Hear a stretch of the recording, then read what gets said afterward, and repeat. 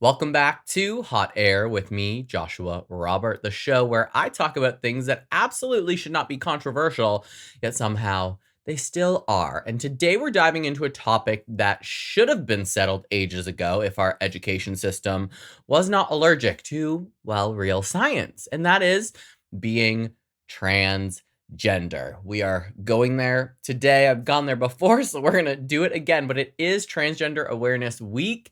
And so I obviously thought it was important to do this episode. I've been thinking about it for a long time. I wanted to make sure I did enough research and was kind of providing the information in an easy to digest way. And then once I realized it was Transgender Awareness Week, I was like, perfect. We're ready. We're ready to go.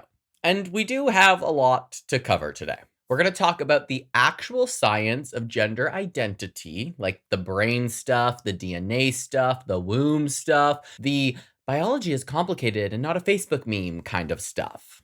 And then we're going to take a trip through history because this is not a surprise, and most of us know this. Gender fluidity did not show up in 2016 right next to the avocado toast boom, okay? That's not a thing. Humans have been bending, breaking, and reinventing gender since the dawn of freaking civilization. Ancient Egypt, fluid. Indigenous cultures, fluid. Rome, so fluid it was basically a fucking soup, okay? Tomato soup, maybe. Oh, I could go for some tomato soup. It's a little chilly today. Grilled cheese tomato soup. Now we're off track. Okay, but we're not stopping there. We've got a listener letter from a scientist who listened to an episode I did in the past about the trans community. The letter basically says, yes, correct. And let me drop some more receipts for the people in the back. And I think it's really important when we get this information from educated people. And you already know that anytime a scientist writes involuntarily, you settle in because they always come with the drama and the data. So get comfy. Yes, grab a beverage. Speaking of beverages, I love, shameless plug, but my hot air mug that you can also order from my website, hotairwithjoshuarobert.com. I fucking love it because you can't tell what's in it.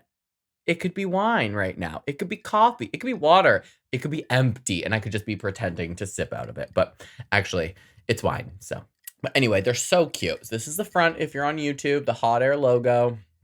The back has the I found your podcast to be egregious logo. And truthfully, these are just so cute and actually really affordable. I literally drink everything out of it all the time.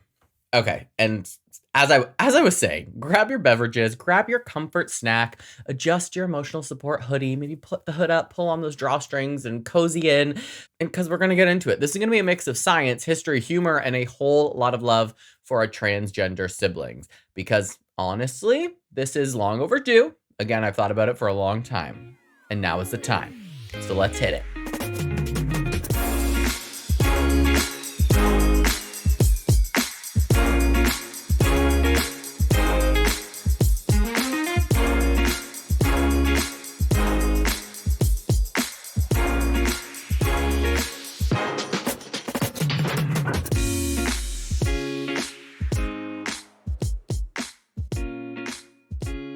We are starting with a topic that people love to talk about without actually knowing anything about. Being transgender, what the science says, what the brain says, what DNA says, and why male or female is honestly a lot more complicated than majority of the population likes to pretend that it is. Because let's be real. If sex and gender were as simple as the phrases basic biology that people love to yell online, we wouldn't need an entire episode to explain why they are wrong. But here we are, and I'll do it till I'm blue in the face, okay?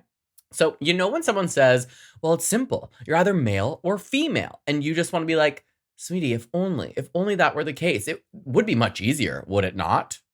And it sounds simple because that's the version we were given when we were like 7 years old. That's the same era we were also told things like, don't swim after eating or you're going to die. Gum stays in your stomach for 7 years if you swallow it. And the Bermuda Triangle just eats people up. That one, I still kind of believe because I love me some paranormal spooky stuff. But these are the myths that we're told when we're little that we sometimes continue to believe into our adulthood.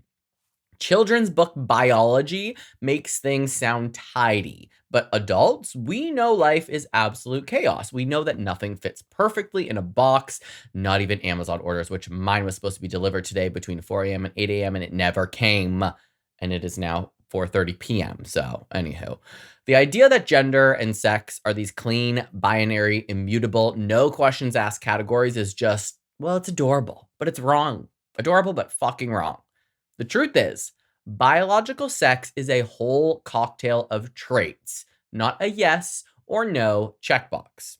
Chromosomes, hormones, brain structure, secondary sex characteristics, gonads, external anatomy, and none of these line up perfectly for everyone.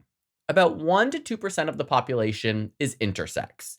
That's millions of people. When you say the 1 to 2%, it's like, oh, that's small, but it's millions of people. And even among non intersex people, there is huge natural variation. And if this was more acceptable in today's culture, that percentage would be a lot higher. So when someone says there are only two sexes, what they really mean is, I am deeply committed to the coloring book version of biology. And bless their hearts. You know what that means, right? When people from the South say bless their hearts, it's more of a fuck you. I'm not from the South, so I don't know why I went there, but whatever. But let's talk brain science because, yes, scientists have studied this a lot. And despite what your cousin Chad said on Facebook, things are different. And one of the most consistent findings, transgender people have brain patterns that align more closely with their experienced gender than their assigned sex. Let me explain that in normal human language. Studies using brain scans like MRI, fMRI, diffusion imaging, all the alphabet soups of brain scans have looked at things like brain structure, white matter pathways, how certain regions respond to stimuli, and the results repeat over and over. Trans people's brains look and function in ways that are more similar to the gender they identify as. The same as somebody who is born female and identifies as female. When they study the brain, there are characteristics across all women like that are patterns. And it's not 100%, it's not universal, not the brain is pink or blue, not that kind of thing, but there are consistent patterns. And again, here is an example. Trans women often show similarities to cisgender women in certain brain regions linked to body perception. Trans men often show similarities to cisgender men in regions linked to spatial perception or how the brain processes body ownership. And like that's all confusing because most people, like you and I, regular people, are not studying the brain. And we just have to take the scientist's word for this. Like science is science, people. I think we've been forgetting that a lot lately. Okay, and one famous finding, the BSTC, a tiny little area in the hypothalamus. I don't know where that hypothalamus is, but you can Google it and find out. But the hypothalamus in trans women, it tends to be the size typically found in cisgender women. In trans men, it tends to align with the size of cisgender men. And this was found even in trans people who never took hormones, who had not started hormone therapy, meaning this isn't caused by transition. It's not social influence. It's not TikTok did it. It's who they fucking are. And that holds a lot of weight. Let that sink in. The brain is literally saying, hey, we're this gender. Please adjust accordingly. The brain is literally telling you, you are a man or you are a woman or you are somewhere in between that spectrum, whether you were born with those physical characteristics or not. And if anything, being trans isn't a choice. We know that. Ignoring that message would be the choice. Ignoring the science is a choice. But what about DNA?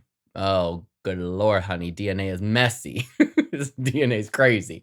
But everyone acts like DNA is this perfect little script that says you are male or you are female. But if DNA were that clean, we wouldn't need whole books and labs and Netflix series explaining how it works.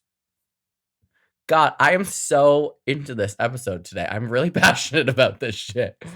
Chromosomes help determine sex, but they don't do it alone. Most people have XX or XY, sure, but there are also XXY, XYY, XO, or XXX if you have an OnlyFans. No, I'm just kidding, but there is XXX. There's mosaics, which are different chromosomes in different cells and variations inside the XY chromosomes that change how bodies develop. There's so much science to it that you really got to think back to high school. I don't even know how I graduated or passed science or biology, so this is like all new to me again. And here is the real gaggity gag. Having XY chromosomes doesn't guarantee someone develops male traits. There are genetic variations where XY individuals develop as female, or where XX individuals develop traits usually called male. I'm doing male in quotations. This is where the biology is complicated fans start sweating. And it is complicated. So, for gender identity, research suggests that DNA may also influence how the brain develops its sense of gender. There's evidence of genetic markers related to hormone signaling, genes linked to how the brain responds to sex hormones, patterns that differ slightly in transgender people versus cisgender populations. Nothing says this gene makes someone trans because humans are not iPhone apps. It's not that easy. But there are genetic influences that shape how someone's brain develops identity. And let's think of it like this. DNA doesn't give you a script. It gives you a vibe, a feeling, and your body develops from that vibe. Another big factor is hormone exposure in the womb. Most scientists agree that gender identity is formed early, like before you are even born, because in pregnancy, there are critical windows where the brain develops sensitivity to hormones like testosterone or estrogen. If the levels are higher or lower during the brain's development, even slightly, the brain can masculinize or feminize differently than the body does. So you can absolutely have a body that develops one way and a brain that develops the other. And this is not unusual. It is not a mistake. And it is not broken biology. I think about this very often when I think about myself. For example, I am more on the feminine side. I never got that really deep voice when I was growing up, in comparison to all the other guys. I didn't grow really tall. I always gravitated towards art and dance. And I've always thought about how, obviously I'm gay, but duh, I've always thought about how complex the body is. And we don't know the brain. We haven't mapped it all out yet. But when I think about the spectrum, I hope this is making sense. I think about my brain developing one way more to the feminine side and my body developing more to the masculine side. I'm also like 5'7" and 150 pounds. So like I'm a smaller framed human as well, but I still identify as a man. I still have some masculine traits in there somewhere, but I do think that my brain patterns might be on that vibe of the more feminine side of being. But it doesn't mean that I identify as female. I hope that made sense. It's just so complicated. The fact that a man and a woman, a biological man and a biological woman can have sex, and from these tiny little cells, your body grows an entire human, and you think that it is just going to be either completely male, like fucking lumberjack, or completely female ballerina over here. Like, that is so wild and so cut and dry, and that is so black and white thinking, and completely lacks any science, and really has no base. It really has no credibility. So anyway, this is nature doing what nature does best. Being extra, being unpredictable, and refusing to fit into 2 columns on a spreadsheet. That basically wrapped up exactly what I was trying to say. So if the science is clear, why do people still freak out? And the short answer, again, is people hate complexity. We like it simple, don't we? People want gender to be simple because simple feels safe. I talked about this in my black and white thinking episode about living in the gray. Keeping things simple, either yes or no, or love or hate, makes life a bit easier until you realize that's a farce. But because they were taught The world is binary, good or bad, right or wrong, tacos or salad, and anything that breaks that pattern makes their brain completely glitch like an old Dell computer. Fuck, don't you remember those days? Maybe if you're not my age, but dial-up was a bitch. But let's be honest though. Let's be honest. People are very dramatic, and some folks feel personally attacked by the idea that gender is flexible, or that biology has layers, or that someone else's identity doesn't revolve around their need for everything to be neat and tidy. Cough, cough, Nancy Mace. Like, I want her to sit down with a scientist, with someone who's very well educated, to explain this science of biology to her, to help her realize that not only is she wildly wrong and insanely transphobic and, in my opinion, kind of a horrible person who has no concept of what real life is like, clearly, but she's wrong. She's straight up wrong. She needs to be educated. She needs to read a book. Perhaps she needs to listen to this episode. But this episode is not about Nancy Mace. Let's bring it back to what this episode is actually about. So the truth in all of this is that being trans, again, is not a new thing. Like I said at the top of the episode, it didn't come into the limelight in 2016 all of a sudden. But obviously, with social media and the trans community feeling maybe more comfortable being a part of society, more people are going to come out. And trans people have existed in every culture throughout history. Native American Two-Spirit people, Hijira in South Asia, Fa'afafine in Samoa. Gender diversity is ancient. Humans did not invent being trans. We just finally got better at talking about it. Like a little bit better, not a lot better, but a little bit. And the human part of this is why it matters so much. Everything that I have said so far is science, facts, data. But let's talk about the heart of this. People, real people that are trying to live real, genuine, authentic lives. Trans people are just people whose inner identity does not match the physical template that they were given. Not because of confusion, not because of social pressure, not because of trends, and definitely not because they want attention. I've had a few people that I know say that to me about people they are related to, that, oh, it's just a phase or it's this and that. And that is not the thing you want to say. So if you're listening to this and you've said that to me, let's not do it again.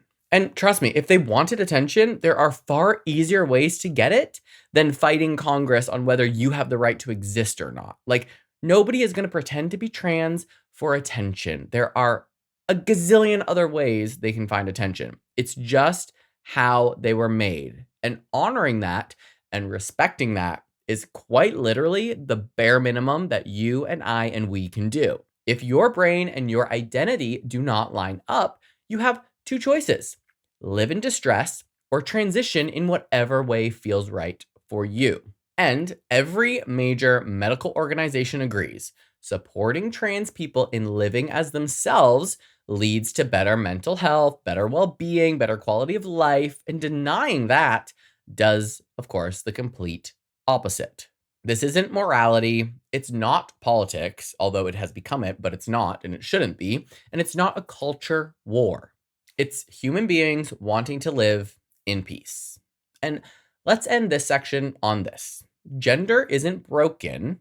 What's broken is our system. The real issue isn't trans people. It's that we have built a world based on the assumption that everyone fits neatly into only two boxes.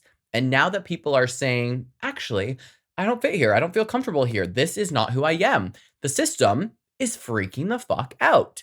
But that's the thing. The world is not breaking. It's updating. We continue to update throughout history. We're just installing a patch that should have been uploaded centuries ago.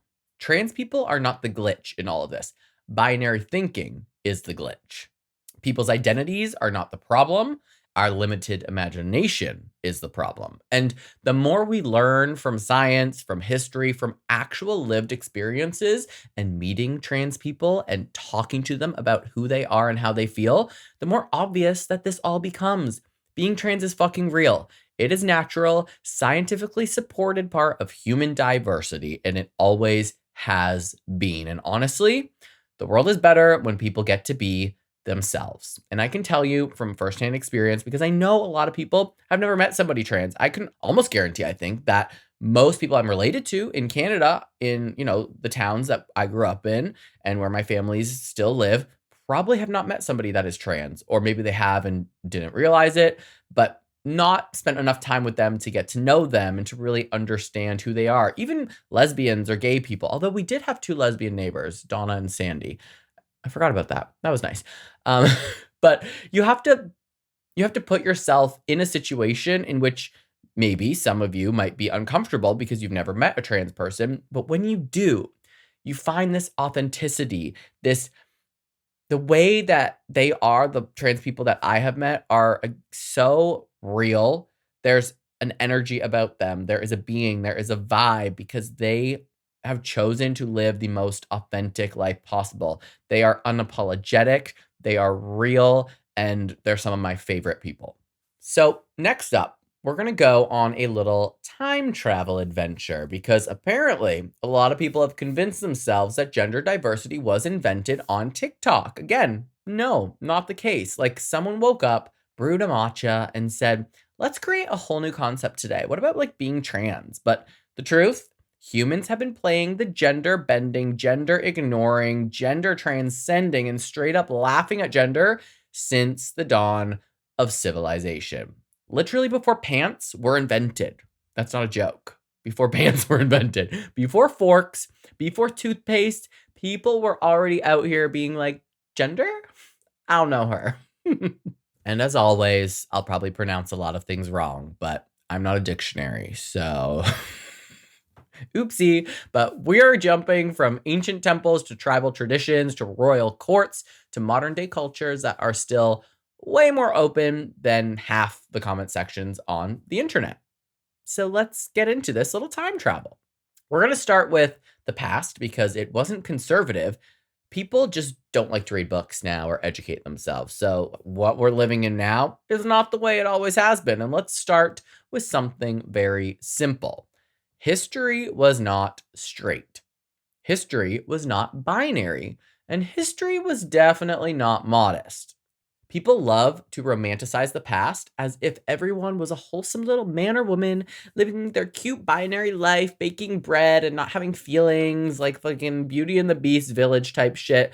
Meanwhile, actual history is like men in eyeliner, pharaohs in wigs, shamans changing gender, warriors dressing as women, people living as a third gender, priests castrating themselves as devotion, and societies literally having entire gender categories that we don't even have names for. That is what the past looked like.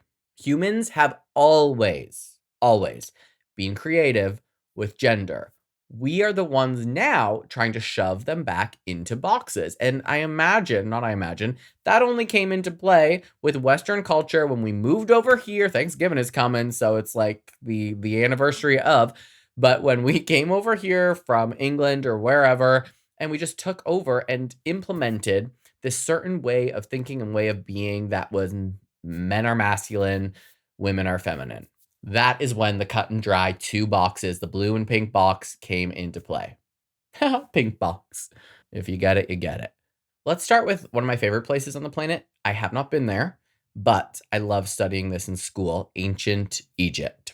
Ancient Egypt might be the origin of gender as a vibe. And maybe that's why I loved it so much, why I just vibed with learning about Egypt. I love documentaries about Egypt. That's probably why I was so into it. Men, they wore makeup, okay? Women shaved their heads and wore wigs. Everyone wore eyeliner so sharp that it could kill a man. I think Taylor Swift said that, right? Jewelry wasn't gendered, it was mandatory. And I imagine that was for, the richer people, not the people building the pyramids. Egyptian gods also switch genders, like we hopefully change our underwear. The god Hapi, I want to say, for example, was male, but depicted with breasts to symbolize fertility. The god Atum was literally described as creating himself and then creating the world through, let's say, self-generated fluids. Gender boundaries, never heard of her in ancient Egypt. It's not a thing. And then there's Queen Hatshepsut, a woman who ruled as pharaoh, wore the royal beard, used male titles, and said, yes, I am king now. Deal with it. Ancient Egyptians were not confused. They were like, Gender is an aesthetic. Do whatever you want to do. I mean, as far as we know from studying ancient Egyptian culture. And then we have indigenous cultures that were way ahead of the curve. Long before Europeans showed up clutching their pearls, indigenous cultures across the world already recognized more than two genders. For example, Native American cultures had two spirit people.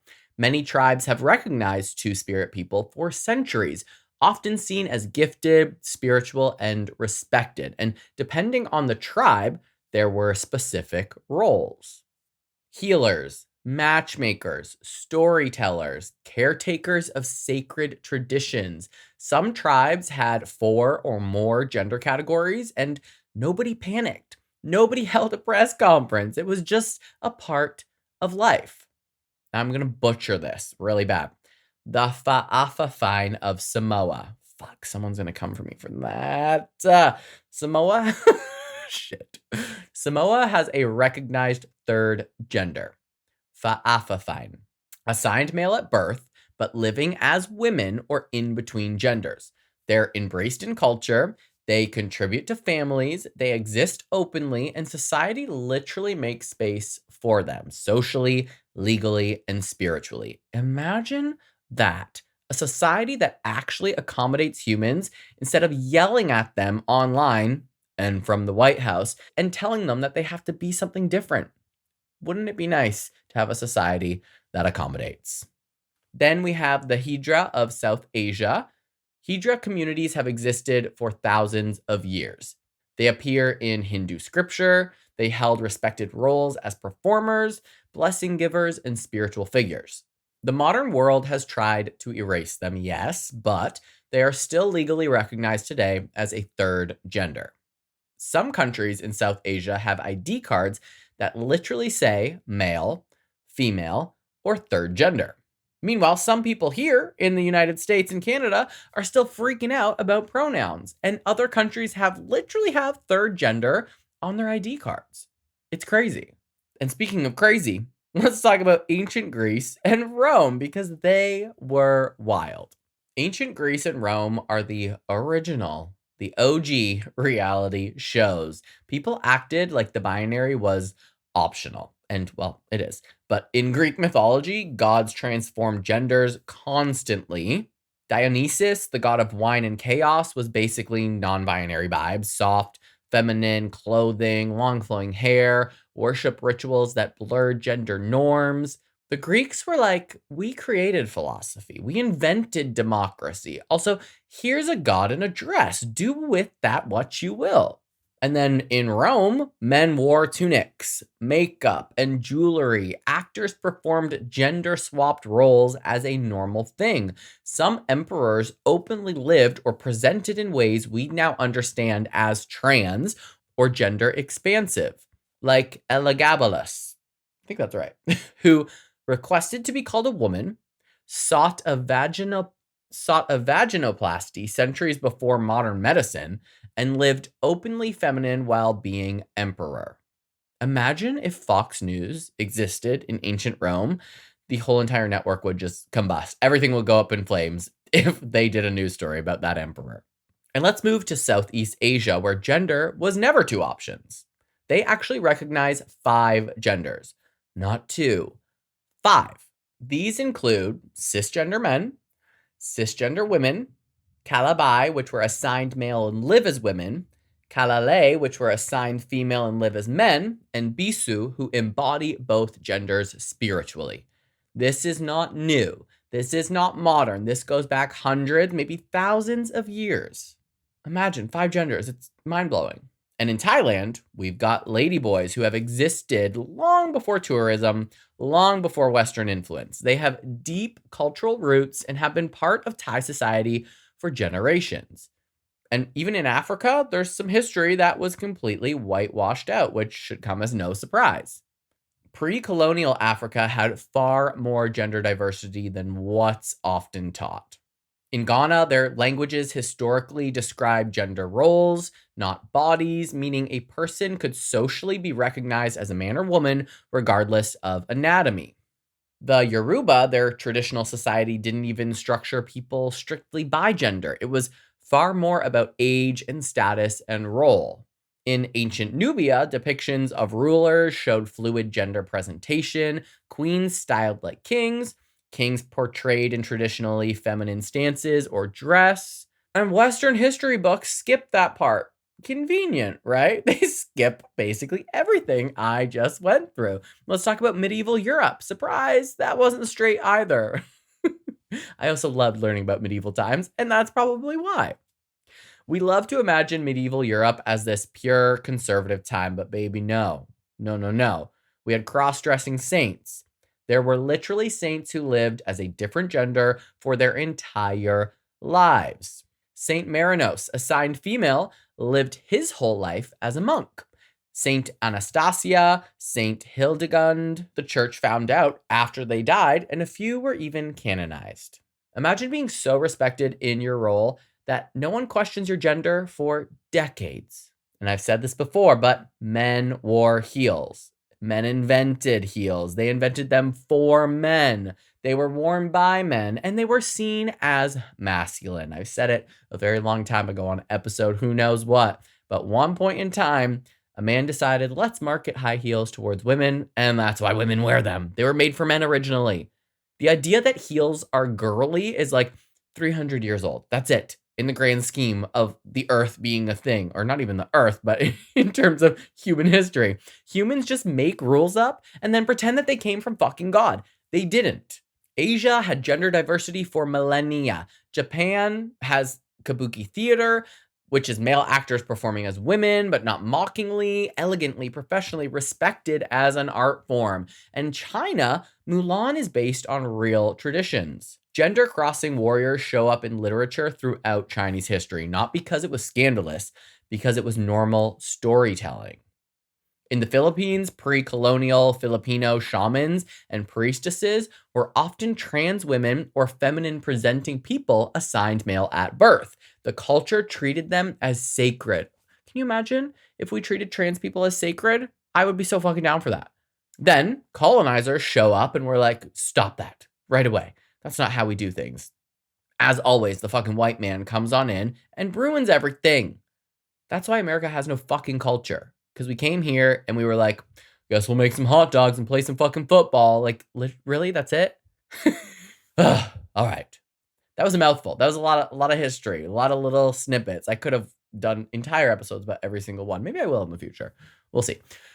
So you might be wondering, as I was, why were past cultures more chill about gender?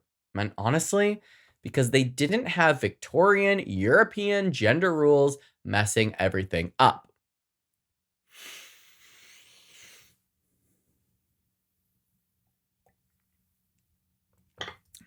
For most of human history, gender was flexible. Roles were assigned by skill or spirituality. Community mattered more than rigid identity labels. No one cared if your clothes matched your chromosomes. The obsession with biological sex equals destiny is actually a very recent invention, just like microwaves or Disney adults. Disney adults be cray sometimes. Colonialism and Christianity pushed strict binaries onto cultures that had never lived that way. That's why the modern world seems more rigid. It's not tradition that it's that way. It's just colonizer energy. It's giving colonizer, okay? I should get a shirt that, oh my God, I should make a shirt that says that. It's giving colonizer. But trademarking that, said it on this episode, new shirts coming soon. But other cultures, they still get it right today. We may not get it right here in the West, but some other cultures do. So while some places are screaming about bathrooms, Texas, other cultures around the world are still living in harmony with gender diversity today. And I'm not saying everything else in these cultures is hunky-dory and wonderful. I'm not saying that even women have equal rights, but it's just interesting to look and see. So India legally recognizes a third gender. Nepal issues passports with other. Pakistan allows self-ID for third gender categories. Mexico has communities with a recognized third gender. Canada and several European countries offer non-binary passports.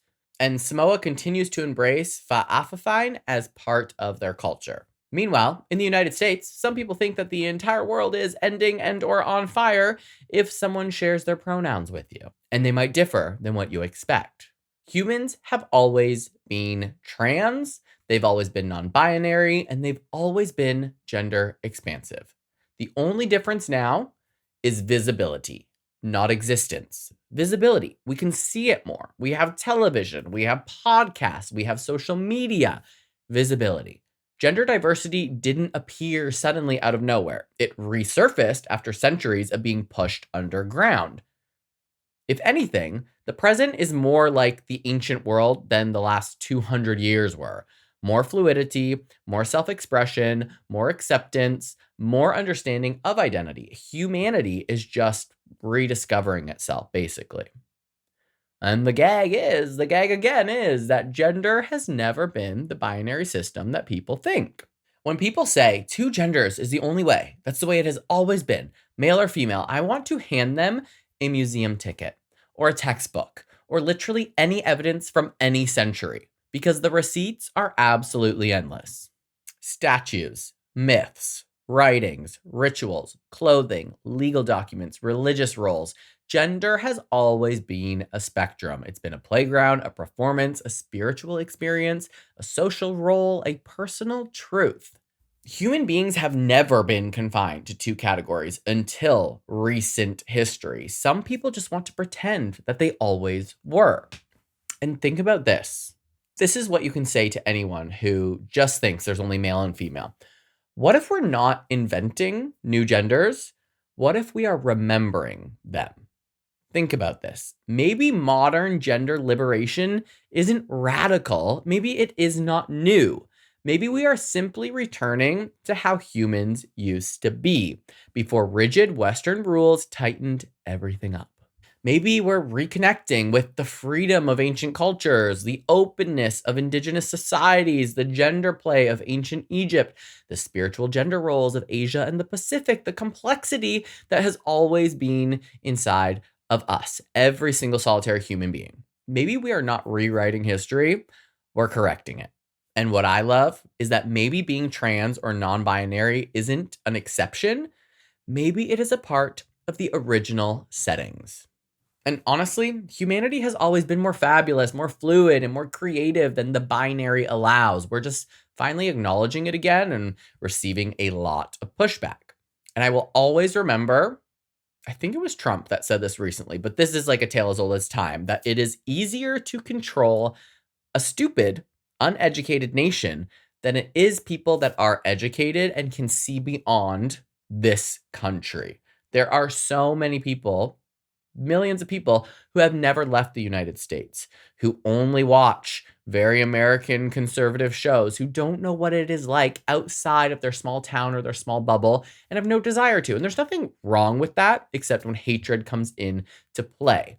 And when you think about the education system, the way it is shifting now, and they're going to be teaching more conservative values in school, you're taking away actual history. You're rewriting history. Trump has done that and showed that in the museums, in spots across the nation where tourists goes, removing things about slavery, telling museums that their displays or exhibitions are far too critical of United States culture.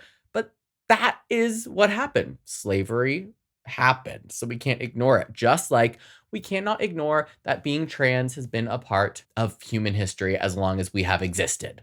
So when you think about that, maybe you're someone listening who disagrees with this. I find it hard to believe that somebody listening might disagree, or if you've even made it this far. But they don't want you to be educated. They don't want you to experience more because that means you will stand up and you'll push against them. Well, they keep getting fucking richer and just control us and do Lord knows what with our taxes. Like, really, they're not helping us. You just have to think about the big picture. I'm not going to go down that conspiracy rabbit hole. Well, it's not really a conspiracy. That's reality. But presidents have said it time and time again. It is easier to control a stupid, uneducated nation than it is people that are actually worldly.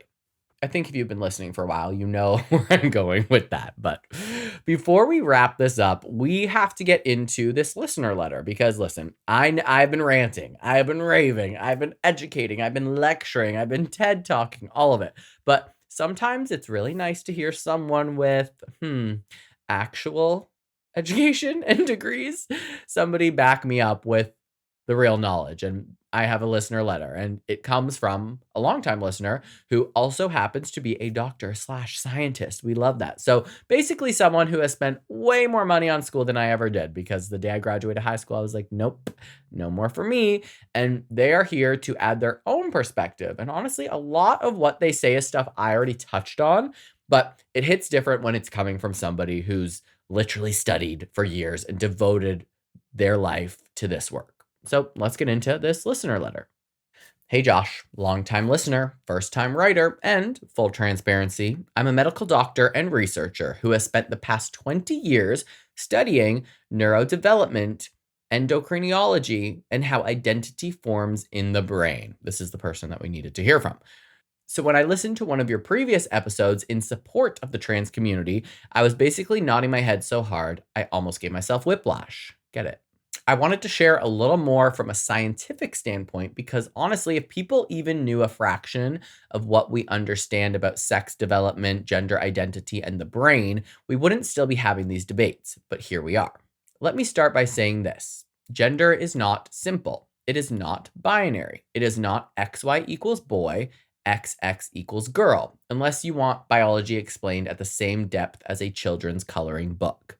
I don't mean that to sound condescending. I'm saying it because for decades, the education system has been restricted, watered down, oversimplified, or outright censored because of religious and political influence. And that censorship has consequences. When the science teachers aren't allowed to teach actual genetics, or the complexity of sex development, or the existence of intersex conditions, or the fact that hormone exposure in the womb can shape brain identity differently from physical anatomy, you end up with adults who truly believe basic biology is a real scientific concept and not a slogan invented for arguments on the internet. I should have just read this letter first because this is basically everything I just said. Could have just read a letter and be done with the episode, right? Okay, they continue. So here's the scientific reality from someone who sees this in research every day. One, chromosomes don't determine gender identity, they barely determine sex.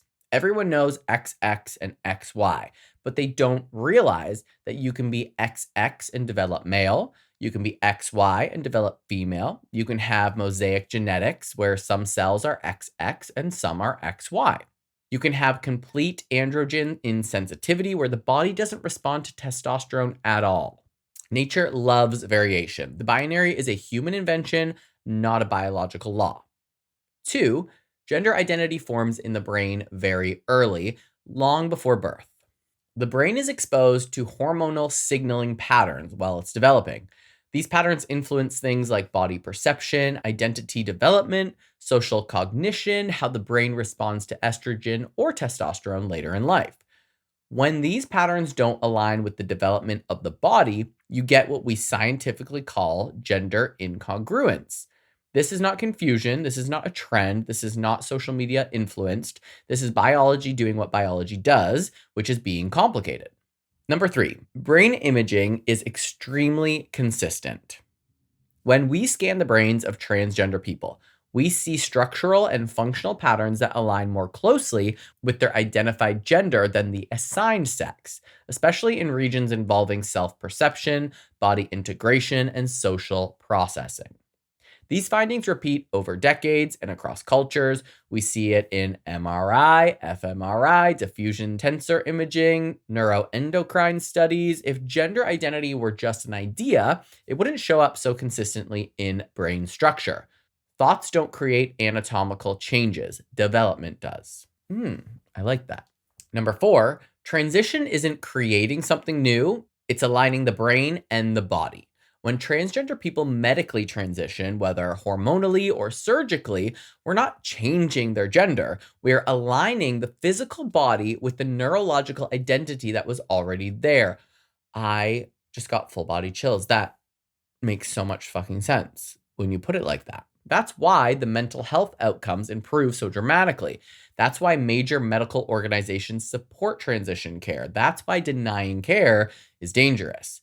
You're just aligning the body to how the brain is firing and functioning. The wording of that really made that sink in for me. That really made that make sense. Number five, Religion has warped people's idea of biology. Let me be blunt. Science education in this country has been hacked to pieces by religious and political pressure. Teachers avoid explaining intersex variations because parents complain. Schools avoid teaching about gender development because it's treated as ideological. Anything that challenges the binary is labeled as inappropriate. So you get entire generations who think that sex is determined by one chromosome, gender equals genitals, biology is destiny, and anything outside of that is new or unnatural or made up. If we taught actual biology, the kind we teach in medical school, not the Sunday school safe version, most people would come to the same conclusion that the scientific community already has. Being transgender is a natural, biological variation of human development. It is not rare, it is not unnatural, it is not modern, and it is not a mistake. It is simply one of the many ways that human beings exist. Number 6, shame and misinformation hurt people more than being trans ever could. The real tragedy here isn't that people don't understand the science, it's the harm that misunderstanding causes. The number of transgender patients I've treated who grew up thinking something was wrong with them is heartbreaking. Not because anything was wrong with them, but because nobody around them had the education to explain what they were experiencing.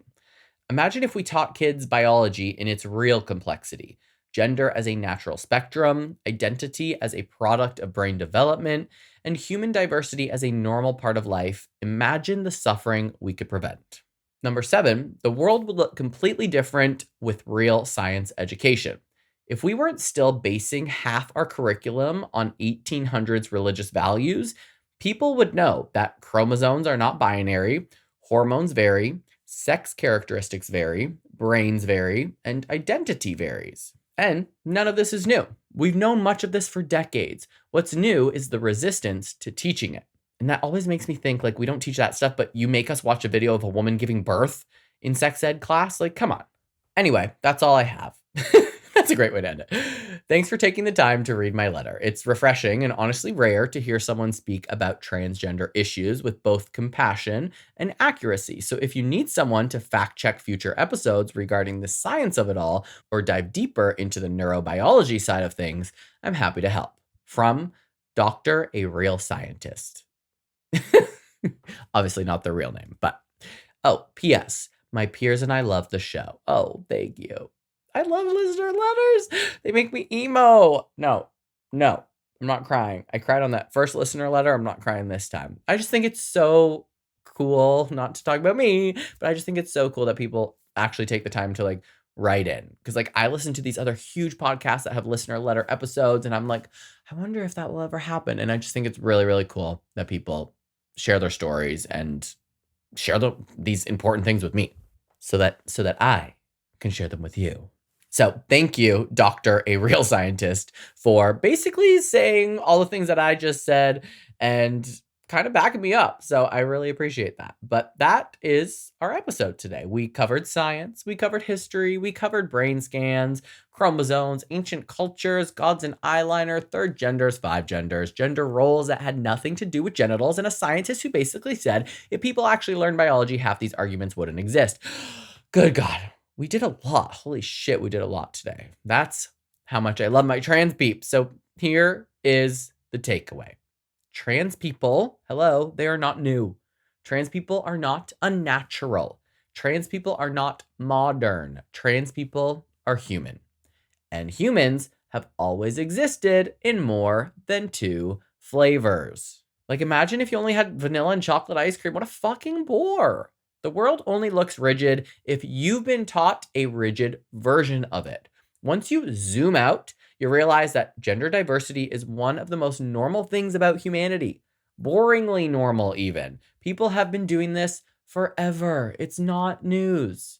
So, if you're trans, questioning, non-binary, gender expansive, or just vibing somewhere on the identity spectrum, I love you. I see you, and you belong here on this fucking planet. And if you're listening because you're trying to learn, thank you. That's what this is all about. Curiosity is a love language, and honestly, it's how change happens.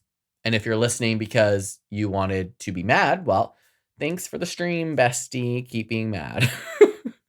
But I hope this is more about education and kind of opening our minds up to what the world has always been like. So until next time, be kind, be curious, and for the love of science, please stop pretending that the human body is a MacBook with only two settings. And also follow me on social media, TikTok and Instagram at underscore hot air pod. And submit your listener letters and topic suggestions on my website, hotairwithjoshuarobert.com. And until next time, I'll see you next Tuesday.